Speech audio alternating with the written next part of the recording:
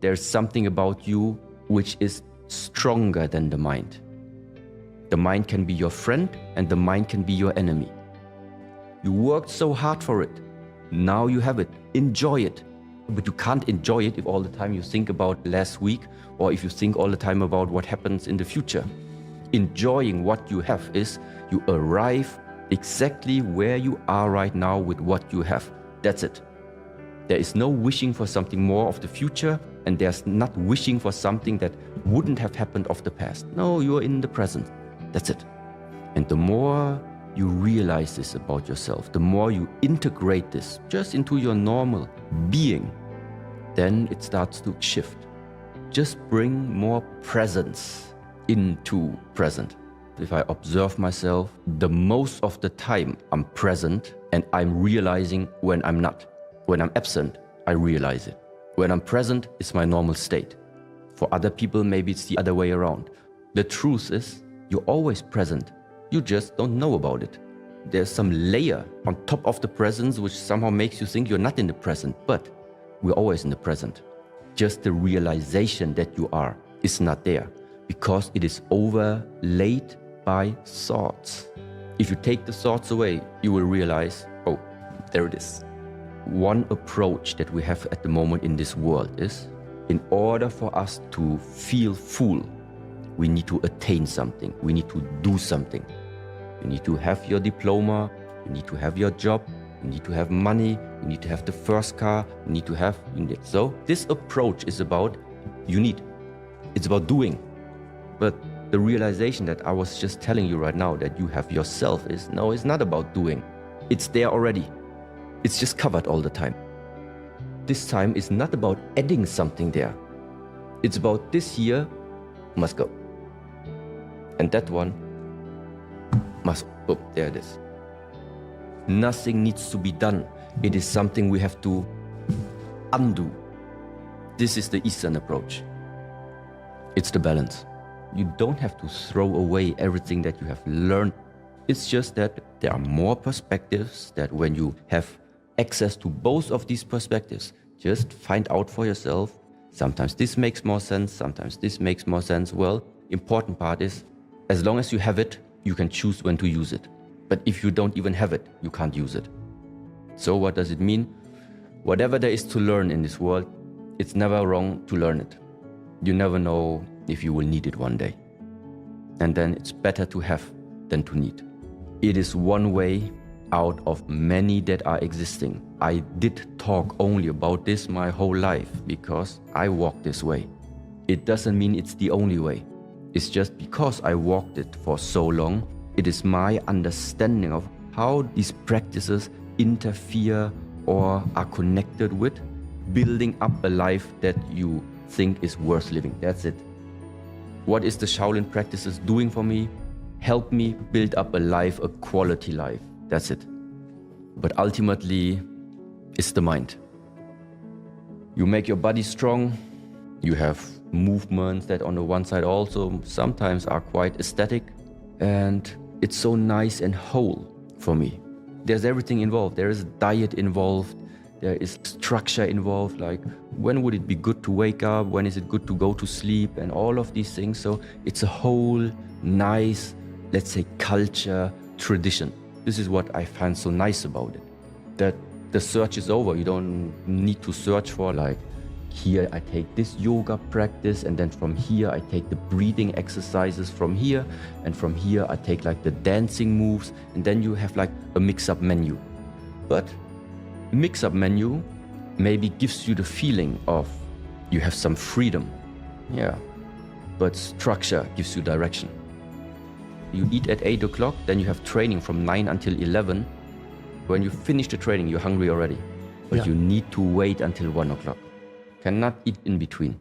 Yeah, but why can I not just go to the kitchen and eat when I'm hungry? Because this is your mind telling you. But there's something about you which is stronger than the mind.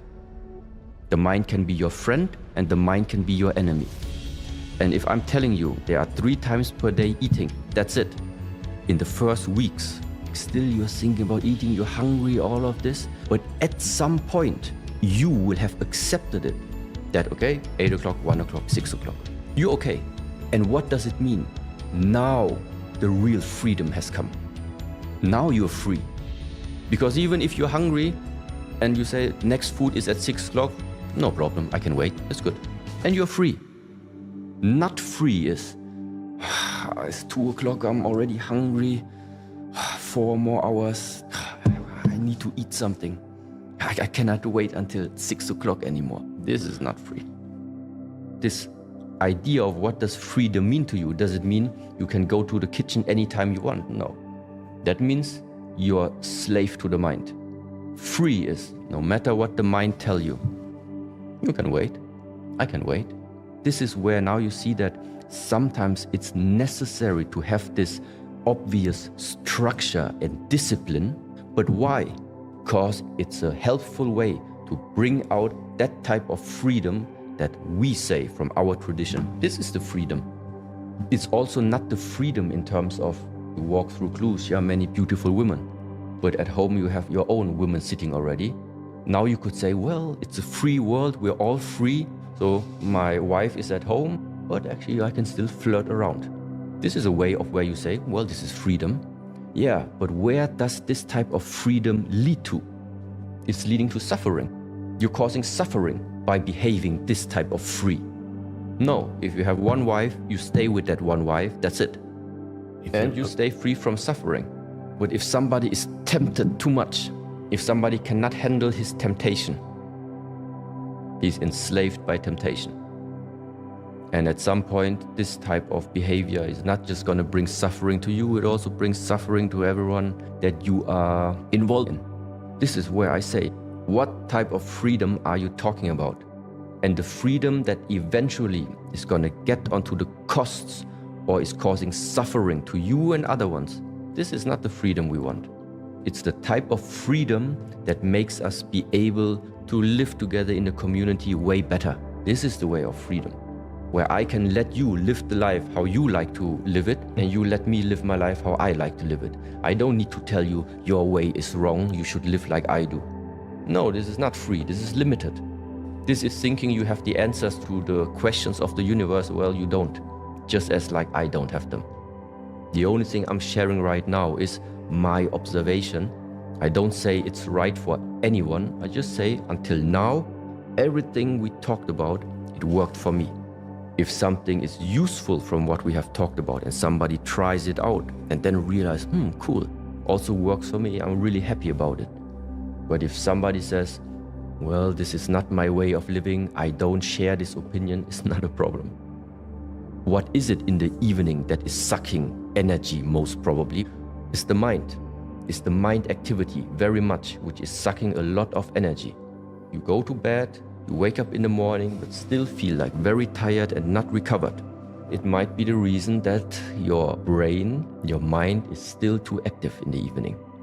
Stop thinking too much of the past, stop dreaming too much about the future, practice yourself, remain in the present, and this also then translates into your quality of sleep. Because when you sleep, you sleep. When you eat, you eat. When you talk, you talk. When you work, you work.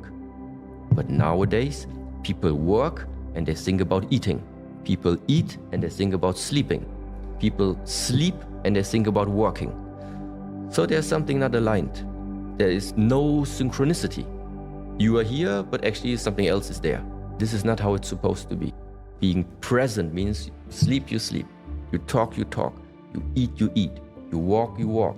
You drive, you drive. You listen, you listen. This is ultimately where all of this journey goes.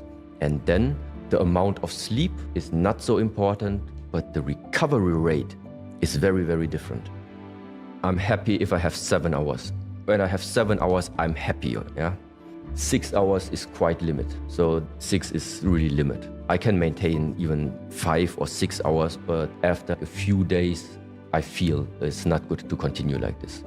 Because then you're starting to really burn some energy which you cannot recover anymore. Very interesting now when it comes to that word energy, how it is related to diet, breathing, and lifestyle.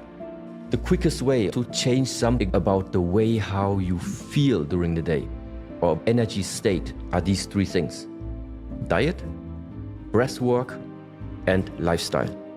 If you have good, nutritious food, if your breathing apparatus is working properly, and if your lifestyle, let's say waking up at a certain time, going to bed early enough, having enough sleep, if you maintain all of these three things, chances are very, very good that your energy level is proper.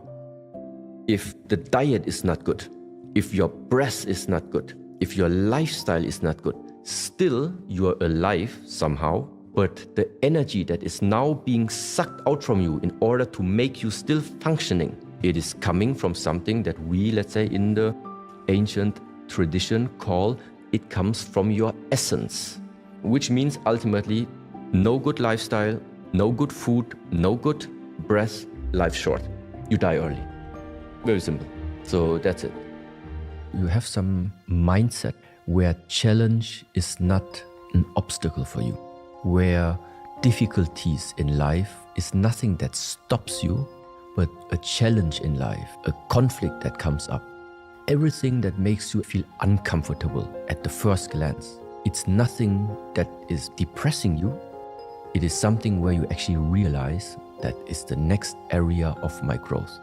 Because it's heartbreaking, because it is so heartbreaking, because it goes so deep, it carries the potential for the highest transformation. So this type of change of perspective, if you want to see it bad, it's going to be bad.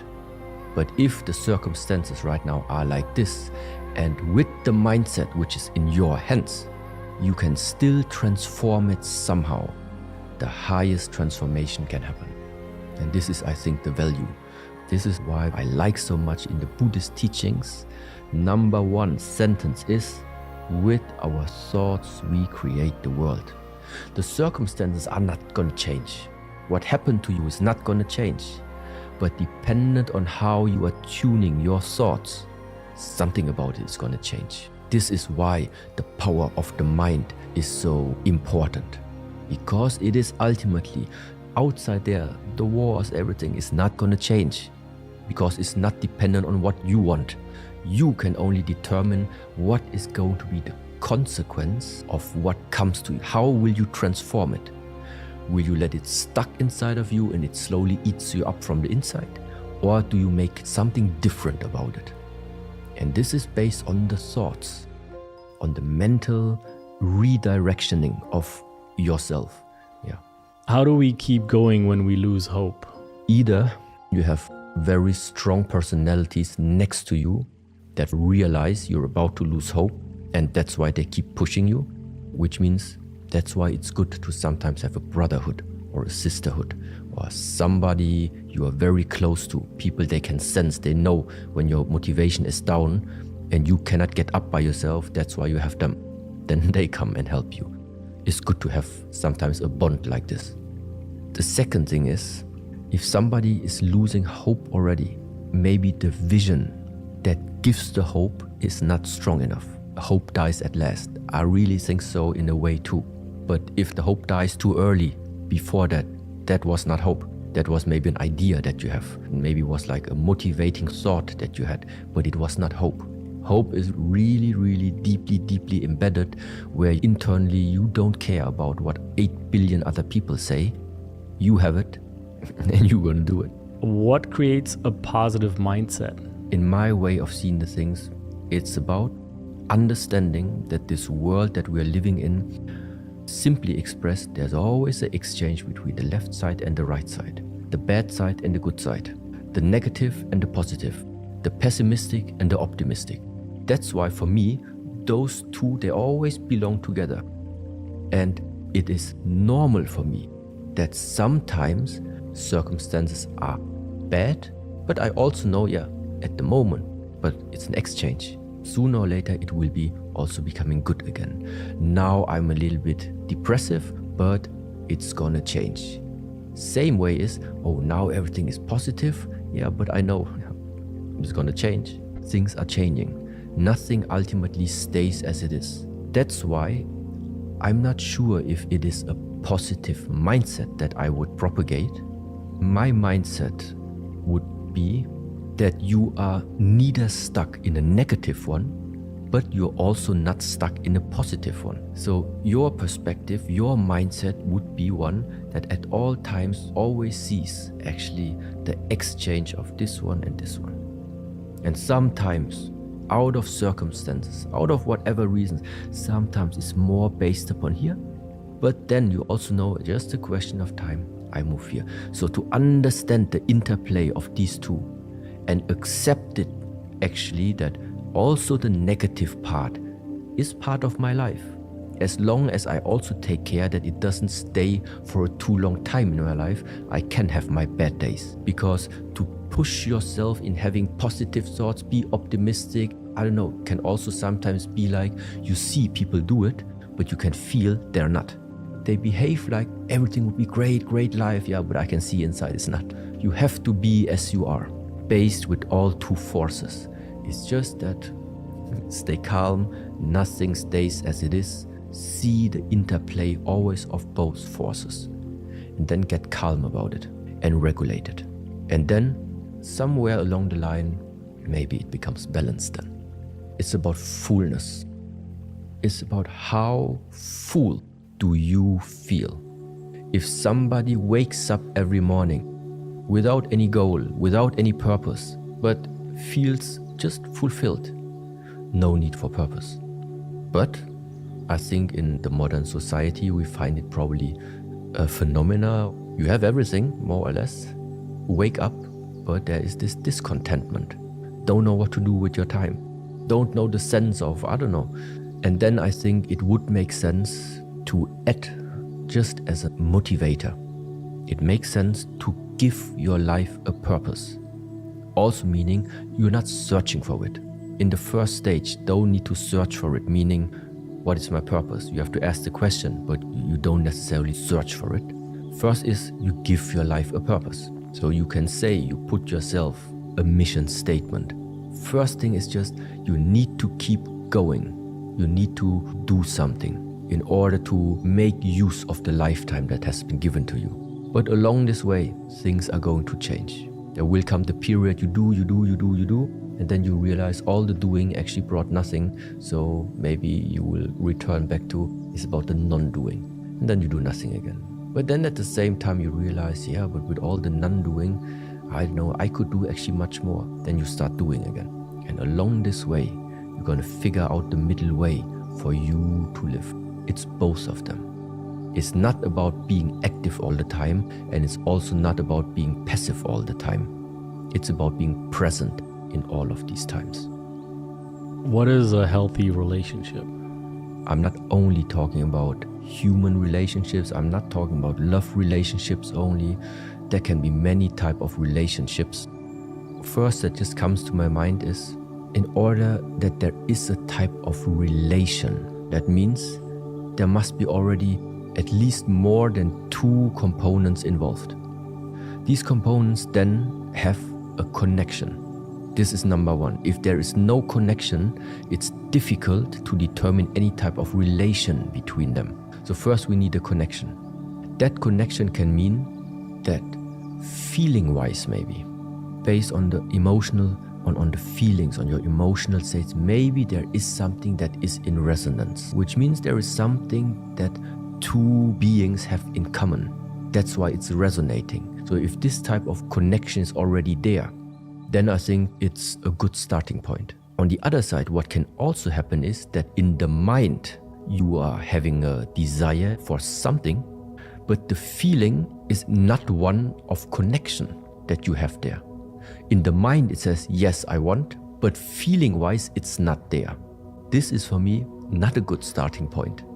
How do I know if a relationship can develop into a healthy way? I think you must directly start right from the beginning. If the feeling with which you have entered into this relation, no matter what type, if there is resonance. Of course, we think we know what we want. The question is that what you want, does it fit to what another person wants? What you want, does it fit together what like your dog wants? And if there is no basic, if there is no way that you can connect, and after the connection, what is happening then? Exchange, giving and taking.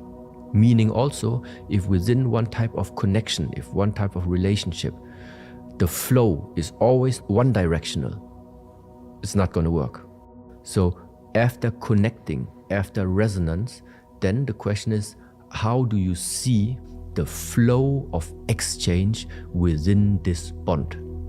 And if it is a healthy flow where nothing is stagnating, there is a giving and a taking. From times this can change, but it's there. So there is flow. Then I think a relationship can develop in very nice directions. In my view about the world, I believe in cause and effect. Simply meaning, you plant an orange seed, you get an orange tree. You plant an apple seed, you get an apple tree. How did I become the way how I am today? I am the effect. Who is the cause? My parents. So why can I be here? Why are we able to talk? Because of my parents. And everything that you can trace back, thanks to my parents, that's why there is gratitude. Why can I do in the martial art field the things that I can do? Because I had teachers that taught me the things. Gratitude to all of the people, all of the masters and teachers that taught me these skills, taught me these methods. The friends, the ones why you are still a person today who believes in hope, who believes in keep going, who believes in friendship, who are the key persons that you nowadays still have it. Well, gratitude to all these companions that you have met in your lifetime. So everybody will find plenty of people or beings, also animals, no problem, where you feel like that without them, you would have never become the person you are today. And the ultimate gratitude is, I think, once again, to this one who allowed everything to happen. And this is why I don't know if you call it the universe, if you wouldn't want to call it the nature, different nations, different cultures, different names. But there is probably something that we cannot just give a name, but without it, we would all not be here. And so there also goes a huge amount of gratitude towards life itself. Being able to live, being able to see colors, being able to speak, being able to listen to things. I see when you start to see the glimpses of truth. When you see that the truth makes you feel free. This is when you start to realize there is something I can do. Only one of these moments must come. And if you pay more attention to them, more of them will come. How long do you have to keep up the structure? Until you realize that you don't have to be the slave of your mind. In our approach, this is the beginning to freedom. To not be enslaved again only by your mind. Because the mind is way less than what you can become. Or the mind is way less than what you actually already are. But the mind is too dominant in many people's lives. So all of this structure here is for what? To realign and to give you a new perspective about how you should see the relationship between you and your mind. And the relationship is that you need to master the mind and not the mind is mastering you. These are two different ways. But ultimately, you will not need any type of external structure anymore. Once you have understood the core, once you have the essence, I think then all structure you can lay down. Discipline means you just do it, no matter what you think of it. You don't want to make it, you still make it. You want to stop the training, but you still make it. There is no excuse because you just simply have, in a way, the order. It is important, but there are many more things that you're able to work on.